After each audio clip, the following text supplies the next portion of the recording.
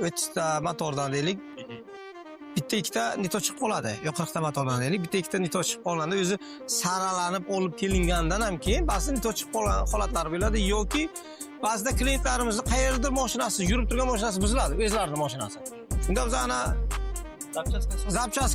zapchaska nima qilib berganmiz? Buni Blogi kerak, kimgadir vali kerak. shuni beraveramiz nimaga? Klientlarimizga hatto turgan mashinani, turgan normal motorni ham kesib beraveramiz. Klient quruq qaytib kelmasin deb, to'g'rimi? Bori svej motorlardan ham aka nima beramiz aka? Val kerakmi, blok kerak. Bular shunda hozir yana nimadir zapchasalari bor ishlatilgan hali ichda. Buni zapchasi ko'p bor aka. Adelni berganmizda kimgadir galoftasi kerak bo'ladi. Kimgadir val, kimgadir kompressor, krishka, o'sha joylari kamchiliklari bor aka, yechib beramiz klientlarimiz xursand bo'lish uchun.